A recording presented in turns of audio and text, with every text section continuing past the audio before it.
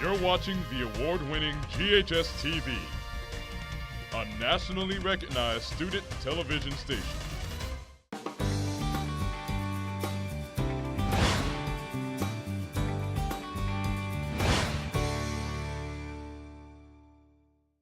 And SCS Live is where we have Superintendent Dorsey Hopson and the new board chair, Ms. Shante Avant, in the building. How was it? Well, it was an interesting ride for my first board meeting, but I am really appreciative of Superintendent and the administration, and really for the support of my colleagues who have said, you know, we have some assurances in you that some of the great work that has happened over the past year will keep moving forward. And we've done a lot of great work around accountability and creating some very key performance indicators to hold the district accountable. And, you know, I think we're in the right direction. I want to continue with that focus, but I also want to focus on a few other things that I think are important. I appreciate the superintendent's acknowledgement of how vested so many of us as board members are in our community. Right. And I think, you know, for me, one of the priorities would be to continue to strengthen what community means as far as our schools, thinking about the needs of our kids. You know, before we would say the school can't do everything. Yeah, right, we know that. Right. But I do think that we have to take a different approach, because our kids come to us with so many needs that we have to think about the whole child. We have to think about the social, emotional needs of our kids so that they're ready and prepared to learn. Amen. You know, we've done a lot of work in early, early childhood work. Priority number one. Yeah, absolutely. But I do think now the district has to think more holistically about the needs of our children, and for me, that's a priority, making sure that our schools have both resources and access to things that are readily available in our community. Good, and I'm glad you said that, because I wanted to touch on the one thing that happened this summer with the Superintendent Learning Academy. Right. It just seemed like that was like a win for the district. And I mean, and it, you know, with so much stuff happening, when we get wins, sometimes we tend to just, okay, yeah, y'all supposed to do that. But I'm like, nah, we got to win. And how was that for you all? So I'll just say, in all candor, I know we got a lot of positive. Do it publicly. Yeah, we got a lot of positive publicity, and a lot of people were very congratulative. But if I'm honest, you know, at the beginning of the year, I sat down and talked to different board members about what they wanted to see, and this lady named Shante Avant said, "Would it be great if we could do some kind of summer learning academy?" So we talked about that. Oh, yeah, really? I didn't want to call it board member Avant Learning Academy. But she was very, very, instrumental and really, persistent, in that being one of the things she wanted to see. And there were other board members who wanted to see something like that as well. And we've been talking about the summer learning loss for a long time. So, I think that getting their input and then sitting down with Dr. Joris Ray, who just makes things happen. Right. And, I gave Joris kind of the vision, and he brought back, really within a matter of weeks, the plan. And it was interesting because there were a lot of people who thought, well, that's not going to work. It's going to be like summer school. People are going to participate. So we start off saying we're going to do 2,000 people, and there were close to about 6,500 kids, and there was a waiting list of about 2,000 She just kids. Bubbling over here. Yes. She bubbling. You do accomplish a number of things. You address the summer learning loss, because many of those kids wouldn't be in educational environments, and then you also create job opportunities for teachers, right? Certified teachers in all those classrooms, and then you also create, some of our families have financial hardships for the summer, trying to figure out what childcare situation would be like. So they were able to come for free. So I think it was a home run, and the data is very encouraging around those kids who actually went. We had a presentation the other day, and we measure like the Lexile level. I don't want to get into too much of the academic jargon, but basically the reading gains were almost 2 times as much if you just measure just what a normal kid would do, even if they were doing some enrichment programs. Right. 2 times as much the Lexile level gains, and we think it's a blueprint for success, and look forward to figuring out how to expand it moving forward. Okay, so since you was bubbling up over there, go ahead. I think the Summer Learning Academy gave us an opportunity to re-energize just learning. Right. Fun. Right. It was fun. Right. There weren't restrictions about testing, but it was just an opportunity for teachers to go in and do what they do best. Yeah. They were able to just teach. And I got so much positive feedback from both teachers and parents, like, whoever thought of this? And I kept thinking, yeah, whoever thought of it. Superintendent Learning Academy.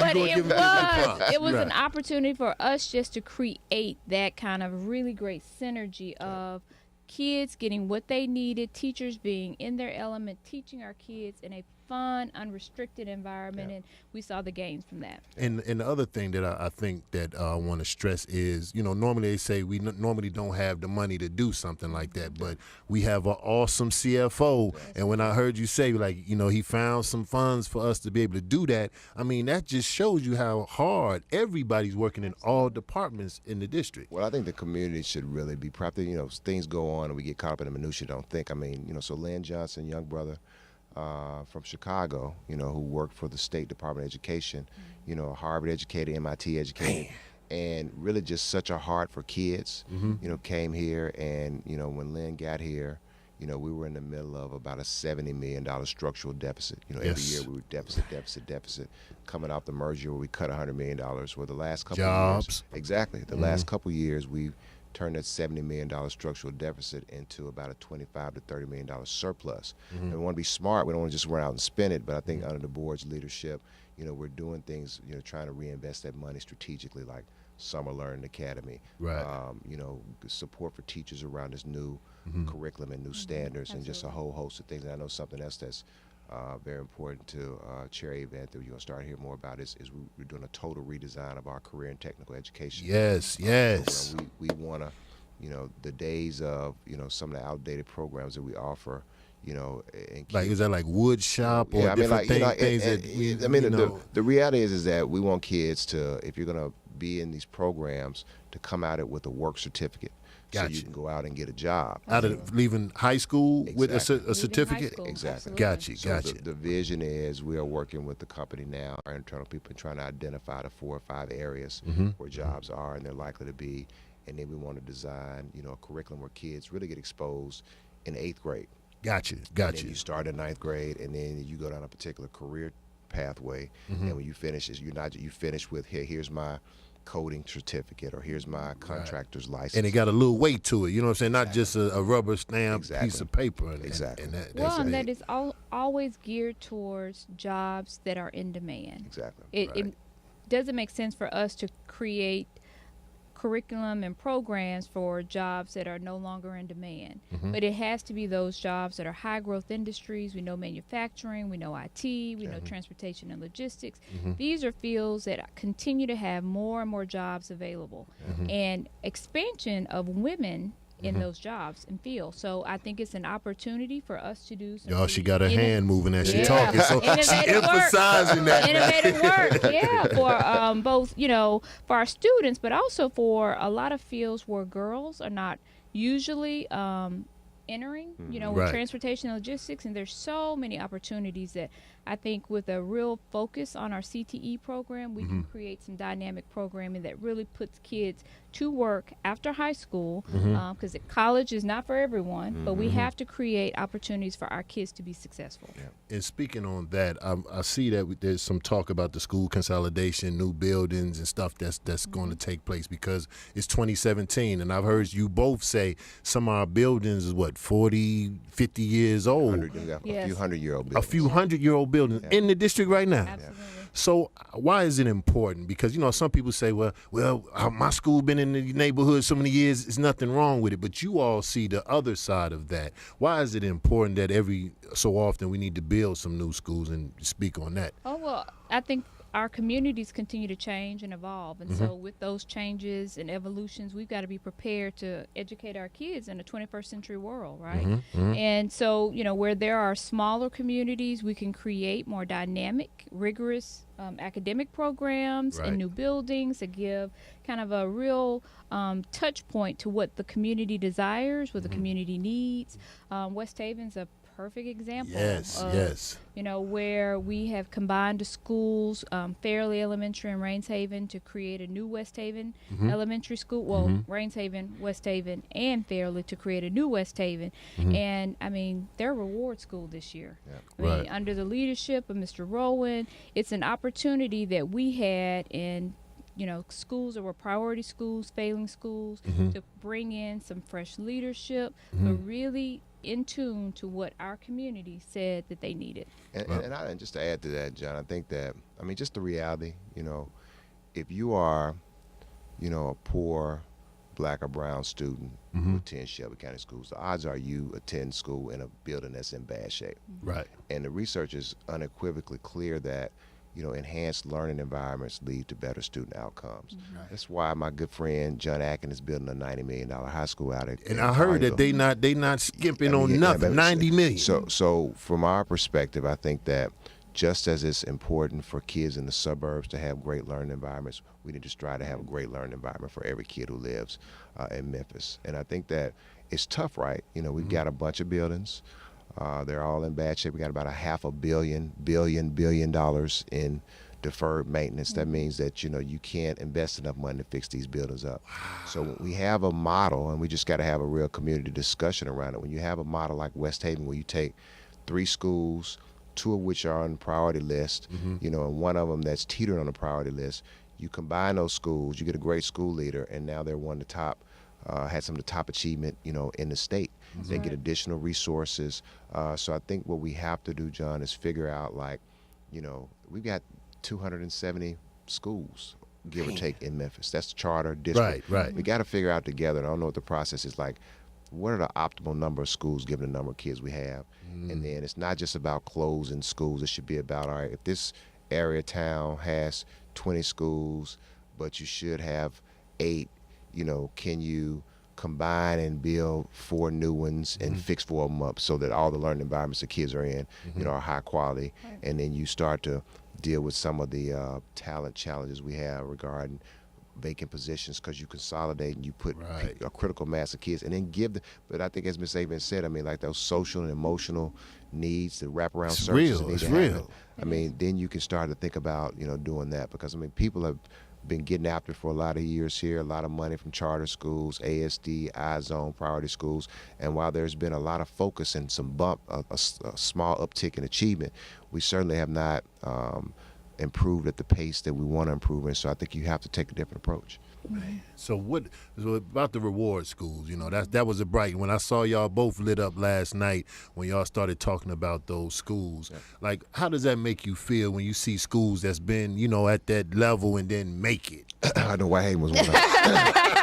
Whitehaven I State, will you know, never miss an opportunity to tout our flagship school, Yes, ma'am. Whitehaven High School. I Yes, mean, ma'am. we know that they do phenomenal things under a phenomenal leader, and Dr. Vincent Hunter, and he has created a standard of excellence, bar none. Yes. Bar none. I Yes, mean, ma'am. you walk in the building and you know that our kids are ready and prepared, and that excellence is the only thing that we're shooting towards. I mean, he is.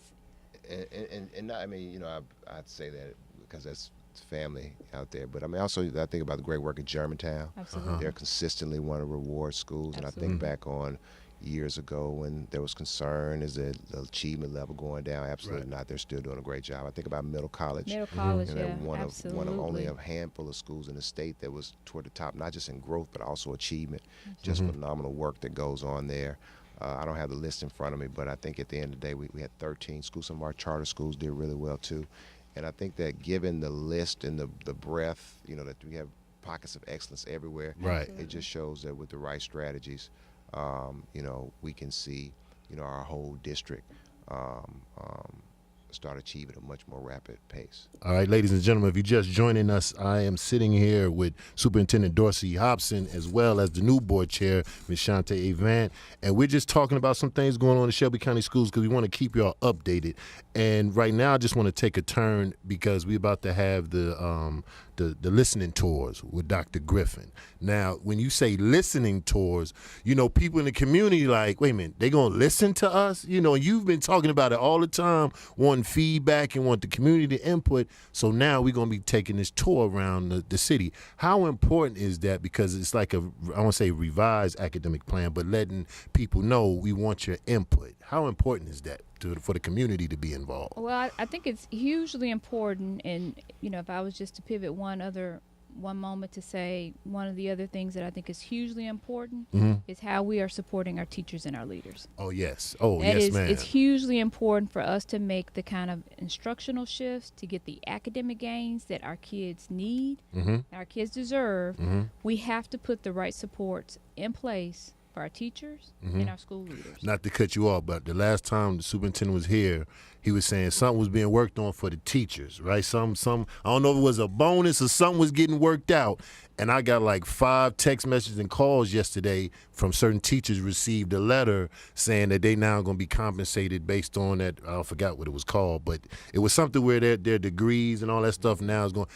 That was a good look. And he talked about it a couple months ago before it happened, but just to hear these teachers say that they got that, and it's like that's a plus. So that falls in what you're saying. Oh, absolutely. And I think that the superintendent and his administration has done a really good job of trying to really take the feedback that we've been getting from both teachers and leaders about what it will take for us to have the most dynamic staff in our schools to help and prepare our kids. I mean, we want our teachers to know that they're valued. We want them to know that we're here to support them because with the new standards and things that we know are important for our kids to kind of reach these academic gains that are needed for them to be able to compete in a global economy. Global. Like they got to be ready to compete. That's good. Where you hear that from? Wait, where'd you hear that from? Women Yes, lead, ma'am. okay? Yes, ma'am. I'm just saying that. Women lead. We're smart too. Yes, ma'am. Yes, ma'am. But for Yes, our ma'am. teachers to be able to provide what our kids need, we also have to be able to support them in ways that make sense. Yes, ma'am. And Yes, so I ma'am. think, the new compensation plan that the superintendent spoke about, and that those teachers in those hard-to-staff areas, it's Right. important for us to be able to recruit the best talent to put in front of our kids. And so he and his administration have done a really good job of taking that feedback. Right. And he's been having some listening session with our teachers and administrators, too. Right, and that's big. But and I think that these new standards are really it's a bear. I mean, Right. It's no joke. It's clearly, if you talk to any teachers who are in the work or any school leaders, it's clearly the most difficult shift that they've ever had to make. And I think recognizing that we can't just be ready, fire, aim, we got to have a plan. And so when Dr. Griffin got in her new role a few months ago, she just assessed and was taking some audits and accounting of what's going on. And so we were sitting down, so she sat down and she began to roll out what the plan from her perspective should be. And we said, hey, you know what, this is great, but let's stop and pause. Let's get feedback from the end users. But let's see how it matches up. And then, because oftentimes, while Sharon has her ear to the ground and people who, really understand schools, some of the best advice we get are from teachers and school leaders because they're on the ground. So, we could think we have a great plan, but we want to have meaningful input because some folks may say, that may not work, or what if you tweak it or whatever. And we think if we get input, particularly from teachers, so we want to hear from the whole community. But I think the biggest, the most input I'm looking for teachers and school leaders, people on the ground, and they can say, hey, maybe this might work, this may not work. Then we'll put it all together, and then we'll just roll it all out for the community. And that way people could say, all right, well, we're all agreeing that this is how we're going to get here. Right. And then we can support based on that and push people based on that. And that's huge. It seems like, Miss Avant, like now that you're in this position, so now you got a different vantage point, and you sit next to the superintendent every board meeting. It's like, is that like I don't want to say added stress, but it's like you get to take on all of what's going on in the district. Absolutely. Well, it's a good vantage point that I'm a parent of a student in the district. My daughter attends Bellevue Middle School, Go Bobcats. And okay. So I get the perspective as a parent, what I think the needs of my student are, and how the district engages me. So I think these listening tours is important for our parents, community leaders, our pastors. We always have people say, how can I help? Right. I think they should come to the listening tours and really be engaged in what it looks like for us to be a world-class district. We won't get there overnight. But if we don't have support from each and every person in this community, because this isn't a, Shelby County Schools or their problem. But that's or what a his lot of problem. people think. They Yeah, think, it's not. Shelby County Schools, we got it all covered. We feeding them, we teaching them, we being mamas and daddies at school. But it's like we need help. Yeah. We need help. And I think I was talking to Dr. Griffin, and she was like, shoot, if we got to put something in the Bible class for the Sunday school children with Achieve or something she was saying. But it seemed like it's got to take everybody. It will take And everybody. y'all been talking about this for the past couple of years. I mean, it is, John, I think, I was speaking at church a while back, and what would it look like if, every church member in Memphis gave 30 minutes a month? Come on now. 30 Right. minutes a month Just a month now. to either support a student in their learning or support a teacher or Right. support a school in some meaningful way, and it was done in a aligned way. We knocked this out, man, in a year. But I mean, the data is clear. Memphis is consistently ranked as the poorest metropolitan city here, and with that poverty comes a lot of challenges that our kids have to deal with. And just Right. quite frankly, I think even on our best days, the school is not designed to do everything that the community needs done, and we're gonna keep putting forth our best effort. But until we all get aligned and locked arms and say we're gonna focus on this together, and it doesn't take a whole lot if you got a lot of soldiers out there. Right. Then I think you can really start to see the need to move, which is why I think the board's focus on community involvement. I just say, look, I'm from Memphis, so if somebody's mad, they get mad. But oftentimes our community won't get involved. You're right. Sometimes our No, that's community real. will be apathetic and then sit back and point the finger. Well, my challenge or call to action is, anybody who has an issue with what happened to Shelby County Schools, good or bad, come on down and listen to us and let's be heard. I mean, Y'all heard that now. There's no patent on good ideas, Right. and any good idea that we get, we will incorporate it because these are all of our kids. And it seemed like you have the type of admin team that will be open to something like that. And so once you get that, then you bring it to the board, and then Shante, you all get to look at that to be like yay or nay. Because how does that? Because some people think it stops with you. Yes, you the top person in the board, but this is too important. I mean, board member input is extraordinarily important too.